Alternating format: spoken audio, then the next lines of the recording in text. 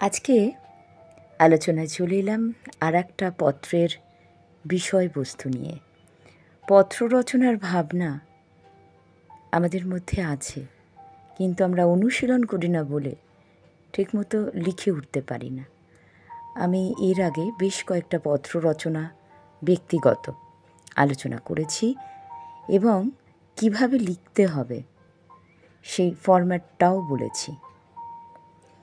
তাহলে আজকের বিষয়বস্তু পত্র রচনার একটা ছোট গল্প, সেটি পড়ে তোমার যে অনুভূতি হয়েছে সে বিষয়ে তোমার মামাকে একটি পত্র লেখো। শুরু করছি। আমি কিন্তু আর সেই ফরম্যাটটা বললাম না, সম্ভাষণ থেকে স্টার্ট করে দিচ্ছি। শ্রীচরণেষু মামা, দিন কয়েক আগে তোমার চিঠি পেয়েছি। উত্তর দেব দেব করে আর দেওয়া হয়নি। শেষ পর্যন্ত আজ চিঠি লিখছি। তার কারণ কিছুক্ষণ আগে আমি একটা বাংলা ছোট গল্প পড়েছি। গল্পটা পড়ার পর আমি অবাক হয়ে গেছি। এ ধরনের যে গল্প লেখা হতে পারে আমার ধারণাই ছিল না। এবার কিন্তু আমি দ্বিতীয় অনুচ্ছেদে চলে যাব। 3টে অনুচ্ছেদে আমি বলেছি। প্রথমটা ভূমিকা ছিল, এবারেরটা বর্ণনা। গল্পটা হলো শিবরাম চক্রবর্তীর দেবতার জন্ম।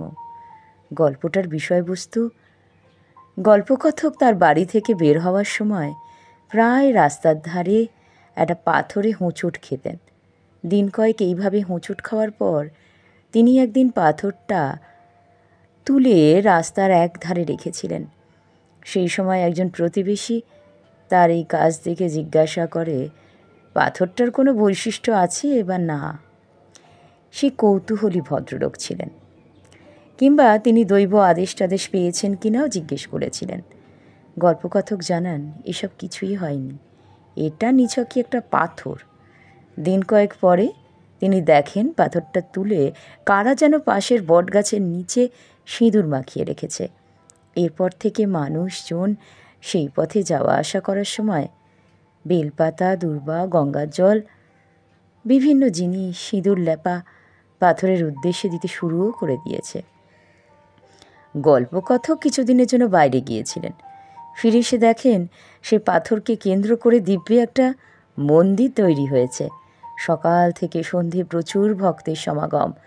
মন্দিরের সেবায়েত, যিনি পুরোহিত, সে কৌতূহলী প্রতিবেশী ভদ্রলোক রীতিমতো পুজো করে ভক্তদের চরণামৃতও দেন।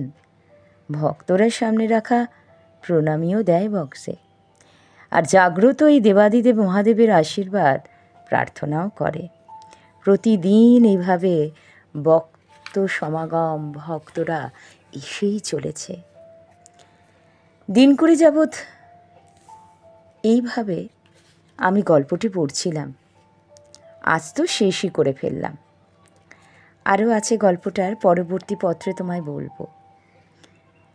তোমার এই গল্পটা পড়তে ভালো লাগবে।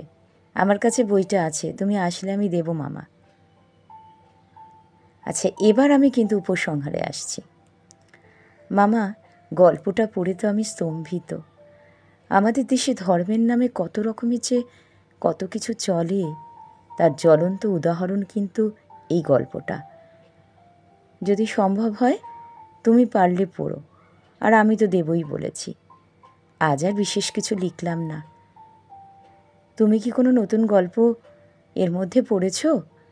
তাহলে আমাকে কিন্তু পরবর্তী পত্রে লিখে জানিও, তাহলে আমার ভালো লাগবে। তুমি কিন্তু উত্তর দিও, তুমি আমার প্রণাম নিও, বাড়ির গুরুজনদের আমার প্রণাম জানিও, ছোটদের আমার ভালোবাসা দিও। ইতি তোমার ভাগনা রঘু। এবার শেষে যে ডাক টিকিটটা আমরা লিখব সেটা কিন্তু আমি আগেই বলেছি, সেক্ষেত্রে আর বললাম না। তাহলেই পত্র রচনা, বা তোমরা যদি আরও অনেক গল্প পড়ে থাকো, সেটা ইংলিশ হলেও বা হিন্দি হলেও অসুবিধে নেই, সেই রকমের কোনো গল্প নিয়ে আলোচনা করতেই পারো, মামা হোক বা বন্ধু হোক। তাহলে লিখে লিখে অনুসরণ করবে আমার এই ভাবনাটা নিয়ে, কিন্তু অনুশীলন তোমাদেরই করতে হবে। তাহলে আজ এ পর্যন্তই, আবার ফিরে আসবো অন্য কোনো সময়। ভালো থেকো, ধন্যবাদ।